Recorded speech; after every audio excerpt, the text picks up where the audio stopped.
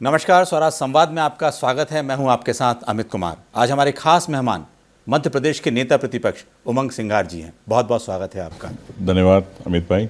हाल ही में आपका जो बयान है, बड़ा विवादित बयान कहें या बड़ा एकदम सियासी भूचाल मचा रहा है। आपने कहा कि गर्व से कहो आदिवासी हैं लेकिन हिंदू नहीं है। मायने क्या हैं इसके? देखिए, मैं समझता हूँ कि जो आदिवासी समाज की भावना थी, उस समाज की भावनाओं को मैंने सामने रखा। तो संयुक्त राष्ट्र संघ कह चुका है कि आदिवासी मूलवासी इस षष्ठी के और 9 अगस्त को छुट्टी दी जाती है, और संविधान के अंदर हमें 5th शेड्यूल 6th शेड्यूल के अंदर 244 के अंदर आर्टिकल के अंदर हमें कई सुविधाएं दी गई और एक स्वायत्त रूप से आदिवासियों की पहचान के रीति रिवाज के साथ सब अधिकार दिए गए। तो ये संविधान ने कहा है।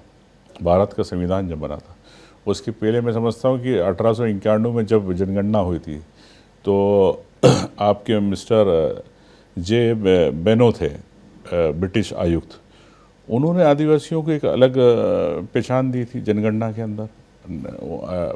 और 1935 के अंदर जनगणना हुई थी, उससे जब आदिवासियों को एक अलग कोड था। तो ये तो सदियों से जो रहते आ रहे मूलवासी, जब अंग्रेजों ने इस बात को स्वीकारा, तो ये भारतीय जनता पार्टी तो बाद में 1980 में पैदा हुई।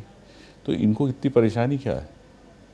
क्या हम इस देश के अगर मूलवासी कहा जाता है, तो मूलवासी बोलना, अगर वो संविधान में आदिवासी नाम दिया, आदिकाल से जो वास कर रहे हैं, तो आदिवासी है।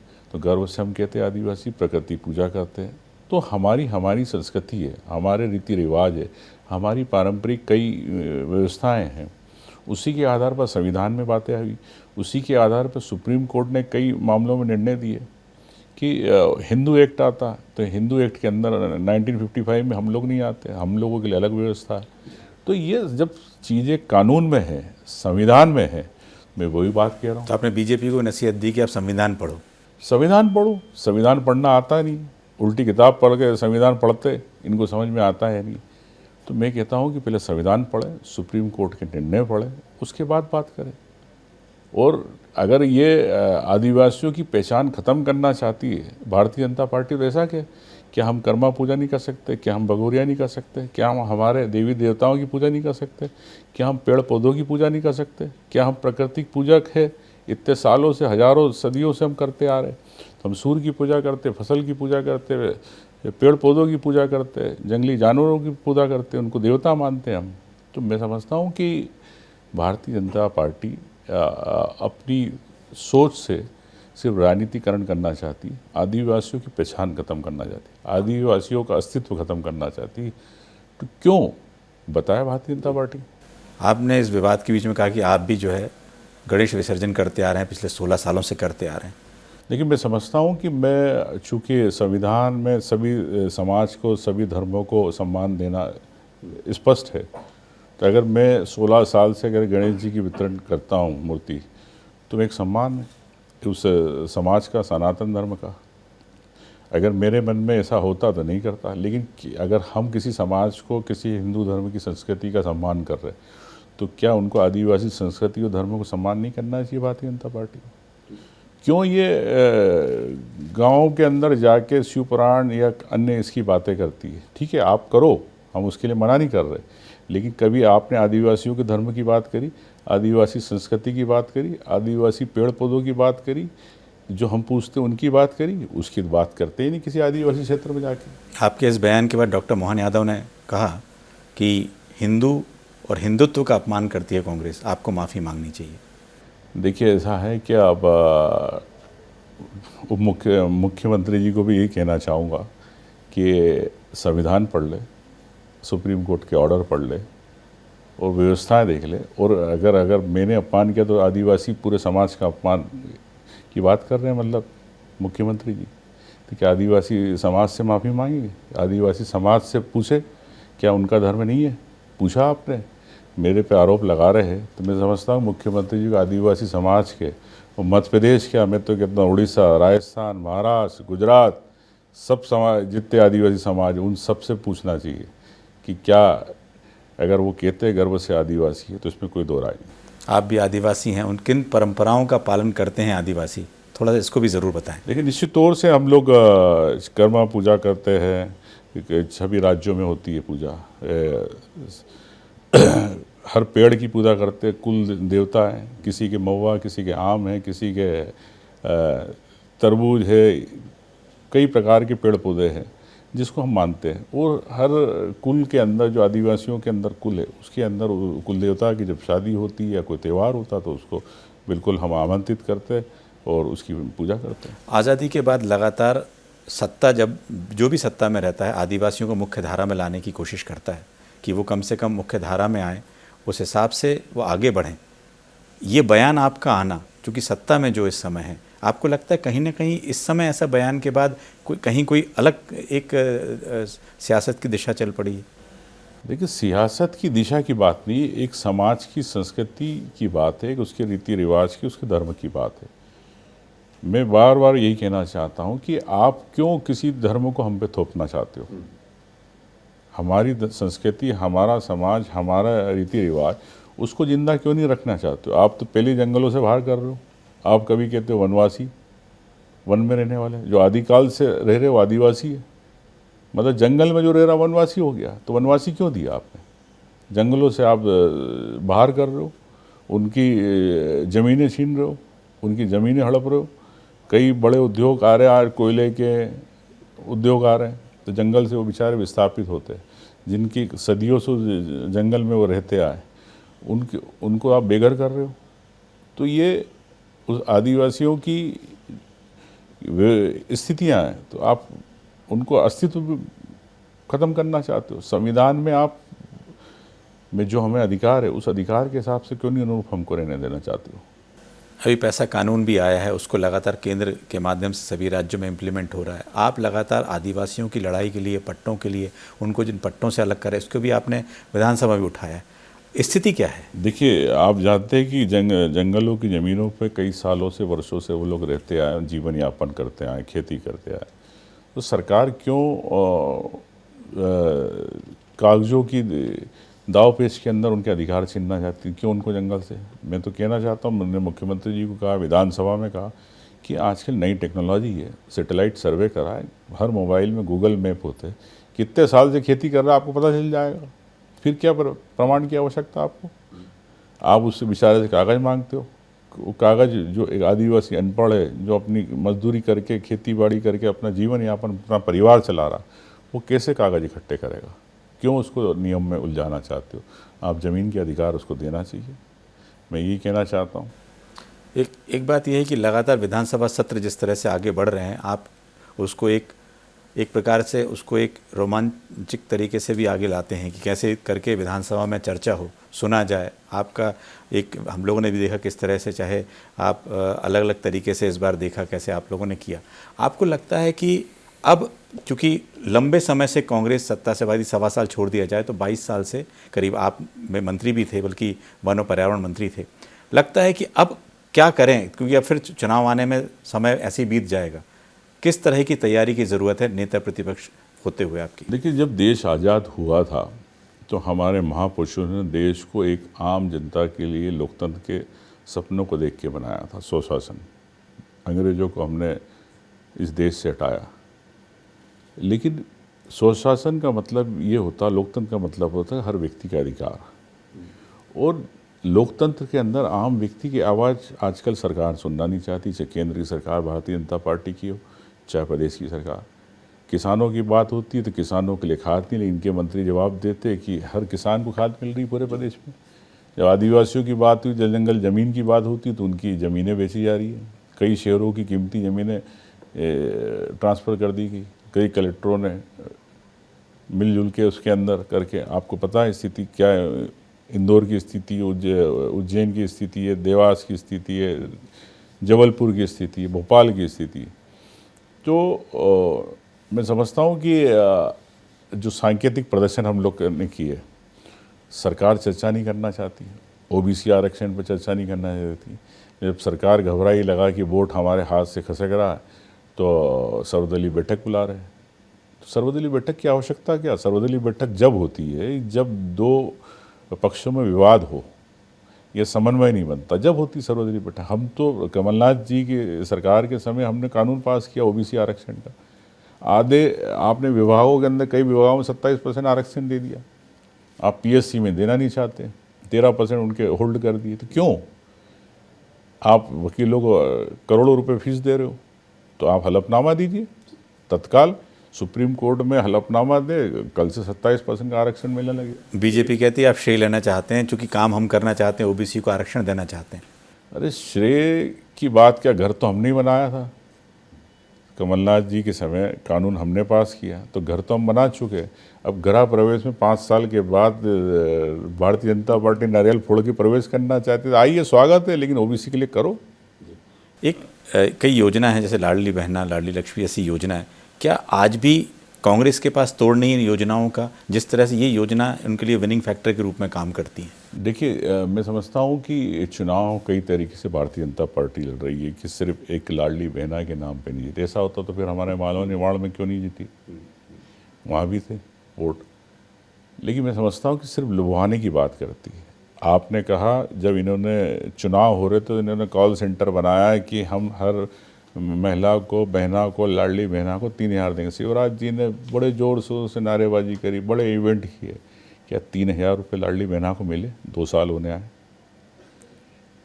तो क्या गांव के अंदर बिजली की एक बत्ती कनेक्शन पहुँचे? क्या 24 घंटे बिजली हर गांव के हर फली में मिल रही है?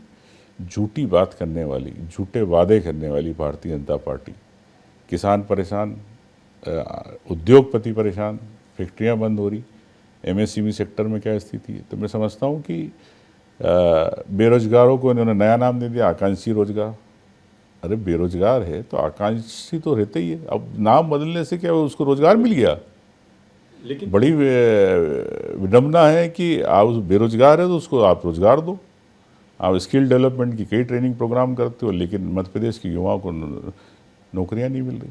लेकिन कई आपने बहुत सारी ऐसी योजनाएं गिनाई या सरकार की खामियां दिखा रहे हैं, लेकिन विपक्ष के नाते मैदान में कांग्रेस कहाँ गायब रहती है? देखिए, निश्चित तौर से हम सड़क से लेकर सदन तक लड़ रहे हैं। और आपने देखा कि पिछले 1.5 साल के अंदर हमने चाहे किसानों की बात करी, चाहे किसानों को लेकर आंदोलन किया, चाहे अतिथि शिक्षक को लेकर हमने बात करी, चाहे ओबीसी आरक्षण को लेकर बात करी, तो सड़क पे कांग्रेस है। आप 4 बार के विधायक, लेकिन आपने अपना जीवन जो है जब युवा कांग्रेस से शुरू किया था, 10 साल उसमें भी रहे। आज बड़े बड़े नेताओं को जिला अध्यक्ष बनाया जा रहा है। मैं समझता हूँ कि पार्टी का ये हाईकमान का निर्णय है, तो इस निर्णय पे प्रतिक्रिया टिप्पणी करना उचित नहीं। और ठीक है, सब अपने यहाँ के अपने अपने क्षेत्र के, अपने ज़िले के मजबूत नेता हैं, तो ज़िले से ही कांग्रेस मजबूत होती है और उसी से सरकार बनती है। तो लगता है कि इससे बड़ा फ़ायदा होने वाला है क्या? स्वाभाविक है, अगर कोई क्षत्रप या क्षेत्रीय नेता या जिले में स्तर पे अगर अपने प्रभाव को कांग्रेस के पक्ष में बदलता है, तो निश्चित तौर से कांग्रेस को फायदा होगा। पार्टी इस समय मध्य प्रदेश में देखा जाए तो जो युवा नेतृत्व कहा जाएगा, आप नेता प्रतिपक्ष हैं या जीतू पटवारी अध्यक्ष हैं, और भी युवाओं को कमान दे रखी है, लेकिन बड़े नेता जो हैं, चाहे कमलनाथ हो, दिग्विजय सिंह हो, और भी जो बड़े नेता हैं, अजय सिंह हैं, क्या किस तरह सामंजस्य से बैठाने की ज़रूरत है? उनका अपना एक अनुभव है, लेकिन वो कहीं दिखाई नहीं दे रहे हैं। मतलब नहीं, ऐसा नहीं है। पार्टी में पॉलिटिकल अफेयर कमेटी है, उसकी समय समय पे बैठकें होती है, और सभी माननीय जिनके भी आपने नेताओं के नाम गिनाए, वो सब सदस्य भी है और सब अपनी राय भी रखती है, उसी हिसाब से पार्टी चलती है। एक और महत्वपूर्ण बात यह है कि आज से कुछ समय पहले जो कांग्रेस का जो भी बड़े नेता हो बीजेपी में चले जाते, कम से कम उसमें एक सिलसिला जो है थम गया है। लगता है कि अब कांग्रेस एक फिर दोबारा से उस तरह से उभर के सामने आएगी। अब जो बड़े बड़े जाने का सिलसिला थम गया, तो क्यों थम गया? अब चाहे नेता हो चाहे कार्यकर्ता हो, उनको एक उम्मीद लगी कि कांग्रेस की सरकार 2028 में आएगी, इसी कारण सिलसिला रुका है। और अब तो भारतीय जनता पार्टी के लोग कांग्रेस में आना चाहते हैं, ये मैं आपको बता रहा हूँ। कुछ नाम बता दें? ये तो समय आने पे पता चलेगा आपको, समय आने पे किस प्रकार से संख्या बता दें। संख्या भी हजारों में रहेगी। अच्छा। अब कोई नेता आता तो उसके साथ उसके समर्थक तो आते ही हैं, 1000-2000 जो समर्थक रहते हैं, तो स्वाभाविक है कई नेता, कई विधायक अब भारतीय जनता पार्टी छोड़ना चाहते हैं। अभी हाल ही में दिग्विजय सिंह जी ने भी कहा, वो साल की जो सरकार थी उस पर कुछ टिप्पणी उन्होंने भी की थी। आपको लगता है कि एक कांग्रेस उस समय कमलनाथ जी के नेतृत्व में एक अच्छा काम कर रही थी, एक सिंधिया जी ने जिस तरह से किया, क्या कांग्रेस के लोग माफ़ कर पाए हैं उनको? देखिए, परिवार से, चाहे माँ से या देश से कोई भी गद्दारी करता है तो उसको गद्दार कहा जाता है। तो मैं समझता हूँ कि कांग्रेस का कार्यकर्ता जिसने पार्टी के खिलाफ काम किया है तो उसको, वो गद्दारी है, उसको कभी माफ़ नहीं करें। क्योंकि आपने एक बार कहा कि रण छोड़ गए थे वो, इस तरह भी आपने कहा था। अब रण छोड़ तो देते ही है, जब डरता है आदमी तो अब क्यों डरे, क्या हुआ, ये सब स्थिति आपको इतिहास के पन्नों में सब पता है। अभी लगातार कांग्रेस जो है एक मुद्दे को उठा रही है कि वोट चोरी का मामला है। लगता है कि मध्य प्रदेश में भी आपको ऐसा उस समय हुआ होगा? बिल्कुल लगता है। क्या मैं प्रमाण के साथ कहा, 16 लाख वोट की चोरी हुई। और मैं तो प्रदेश की जनता को आपके चैनल के माध्यम से कहना चाहता हूँ कि जब चुनाव आयोग ही अगर मना कर दे कि हमें ना इसको वेबसाइट पे डालना, ना हमें किसी को जानकारी देना, जब सूची का अंतिम प्रकाशन होता, सूची के अंतिम प्रकाशन के बाद सप्लीमेंट्री कॉपी क्यों नहीं दी गई आपने पॉलिटिकल पार्टी, क्यों नहीं आपने दी कैंडिडेट को जो चुनाव लड़ रहे, क्यों नहीं आपने वेबसाइट पर डाली गई? तो चुनाव आयोग को क्या मजबूरी थी कि लिख के भेज रहे हैं आप कि नहीं किसी को नहीं देना, ना कि वेबसाइट पर डालना? तो सीधे सीधे अगर वोट बढ़ गए, अगर कहीं 10,000 वोट बढ़े थे, अगर बीजेपी 5,000 7,000 वोट से जीत रही है, अगर कहीं 5,000 वोट बढ़े तो बीजेपी 2,000 वोट से जीतती थी। इससे सीधा सीधा है कि ये जनादेश नहीं था, ये फर्जी जनादेश था, वोट की चोरी थी मध्य प्रदेश के अंदर, और वोट की चोरी की सरकार बनी है। आप राहुल गांधी जी के भी काफ़ी करीब हैं, लेकिन आगे किस तरह की योजनाएं हैं, किन लोगों को और शामिल करने का चाहते हैं? कैसे 3 साल बाद जब चुनाव होगा उसकी तैयारी किस तरह से करेंगे? देखिए, मैं समझता हूँ कि पार्टी हर स्तर पर काम कर रही है, संगठन स्तर पर, जो आपने नए जिला अध्यक्ष बने, और सामाजिक रूप से कैसे हमें सभी समाज को सम्मान देना है। हर वर्ग जो पीड़ित है, जो अपने अधिकारों की बात करता है, चाहे शिक्षक हो, चाहे स्वसहायता समूह हो, चाहे महिला हो, चाहे आदिवासी हो, चाहे दलित हो, चाहे मुस्लिम हो, चाहे पिछड़ों के आरक्षण की बात हो, तो मैं समझता हूँ कि हर समाज को लेके राहुल गांधी जी ने भी कहा कि मध्य प्रदेश के अंदर हमें 95% जो लोग हैं उनकी लड़ाई लड़ना है, और जो सामान्य में भी जो गरीब हैं उनको भी आर्थिक आधार पे हमको अधिकार देना है, कमज़ोर जो है। तो मैं समझता हूँ कि ये मध्य प्रदेश के उन 95% लोगों की लड़ाई है जिसमें कांग्रेस मजबूती के साथ खड़ी है, और 2028 कांग्रेस की सरकार बनेगी, आपके चैनल पे कह रहा हूँ। 47 सीटें आदिवासियों की है। लगता है कि आप जिस तरह आदिवासियों की बात हो रही है, आदिवासी मुख्यमंत्री भी होना चाहिए। आप एक बड़े नेता हैं, आदिवासी नेता हैं। देखिए, ये तो आपका सवाल है जी, और मैं समझता हूँ कि ऐसे सवाल हर मीडिया का व्यक्ति पूछता है, और मैं समझता हूँ कि पार्टी हाईकमान से के निर्णय के आगे कुछ नहीं है, और ये तो वक्त की बात है। लेकिन मैं समझता हूँ कि मैं तो हमेशा, मैंने कई पद छोड़े भी है, कई पद के मैंने कह सकता हूँ कि जवाबदारी के साथ निभाए भी है। तो यही बात है कि कभी मैं पद के इसमें पड़ा नहीं हूँ, हमेशा पार्टी के कार्यकर्ता के रूप में काम किया। आप युवा नेतृत्व आपके पीछे है, काफ़ी है। आप बड़े नेताओं के साथ, दिग्विजय सिंह के साथ अच्छे संबंध हो गए, सब बढ़िया हो गया, कोई कंट्रोवर्सी कहीं कुछ नहीं, हर का आशीर्वाद है आपको। 2 घंटे साथ में बैठ के अगर चाय पी रहे, जूस पी रहे, तो स्वाभाविक है कि एक सामान्य सौहार्दपूर्ण संबंध है। नहीं तो 2 घंटे में दिग्विजय सिंह के साथ कैसे बैठता? तो और मैं आज भी कहता हूँ, मैंने कई बार कहा है कि मेरे कभी किसी से मनभेद नहीं है। मतभेद हो सकते, पार्टी है, लोकतंत्र है, सबको अपनी बात कहने का अधिकार है। तो अब यह है कि अब इतने व्यस्तता के बीच सवाल यही है, आपकी अपनी रुचियाँ। पहले भी आपने कहा था कि आप जो है, आपको ड्राइविंग से लेकर सबका शौक़ है, अपने उस समय में आप करते और क्या करते हैं? मतलब आपको लगता है बहुत व्यस्तता है, क्योंकि कांग्रेस को अब जीत दिलाना 28 में, उसके लिए आपको बिल्कुल 24 घंटे काम भी करना है सब। देखिए, निश्चित तौर से एक ड्राइविंग का शौक़ है मुझे, एक नेचर लवर हूँ, प्रकृति प्रेमी हूँ, ये कह सकता हूँ, प्रकृति मुझे पसंद है और वाइल्ड लाइफ का मुझे एक वो है, वो वाइल्ड लाइफ लवर भी हूँ मैं। तो अच्छा खाना, अच्छा रहना, अच्छी गाड़ी और अच्छा पहनना, ये 4 शौक रखता हूँ। मैं तो चाहता हूँ कि सभी को, आपके दर्शकों को भी कहना चाहूँगा कि जीवन में शौक होना चाहिए, क्योंकि ये पल अपने हैं, अगले पल की गारंटी नहीं। तो ज़िंदगी जियो, इस पल में जियो। ज़्यादा सपने देखो, ज़्यादा कैलकुलेशन करोगे तो कब रह जाते पता नहीं चलता। एक आखिरी सवाल कि किस तरह से कई बार आपके बयान इस तरह से विवाद से पड़ जाते हैं। अभी जीतू पटवारी जी ने बोल दिया था शराब, वो विवाद में आ गया, तो कई बार लगता है कि आपका कहने का अर्थ या उस समय गलत तरीके, गलत जगह पे गलत बात कह दी हो, इससे कई बार मुश्किल में पड़ जाता है मामला।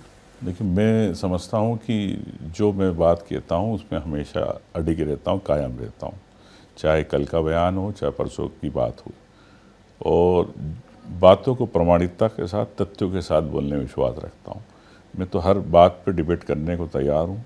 और मैं तो आखिरी में ये कहना चाहता हूँ, ये जो आदिवासी वाली बात चली थी, आदिवासियों से इतने प्रेम है आरएसएस को, तो आरएसएस को कहना है कि शाखाएं जब आप आदिवासी क्षेत्र में लगाते हो, लेकिन आप आदिवासी सरसंचालक क्यों नहीं बनाते हो? सरसंचालक बनाए आरएसएस, कब बनाएगी बताएं?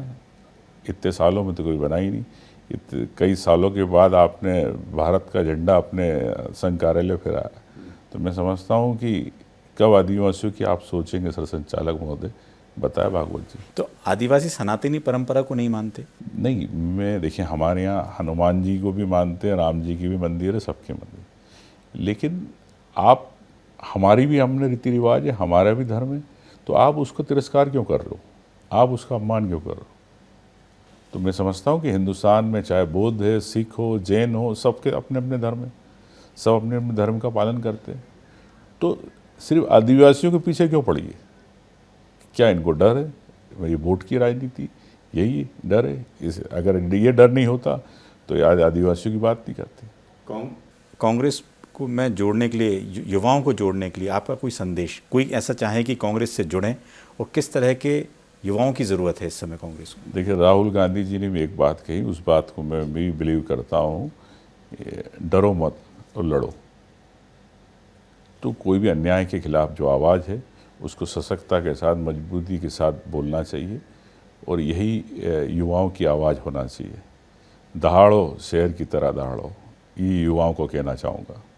बिल्कुल। किस तरह से युवा जुड़ेंगे राजनीति में कांग्रेस के साथ, बड़ी बेबाकी के साथ सभी सवालों के जवाब दिए। अगले हफ्ते फिर हाजिर होंगे किसी नए मेहमान के साथ। दीजिए इजाज़त। थैंक यू, धन्यवाद।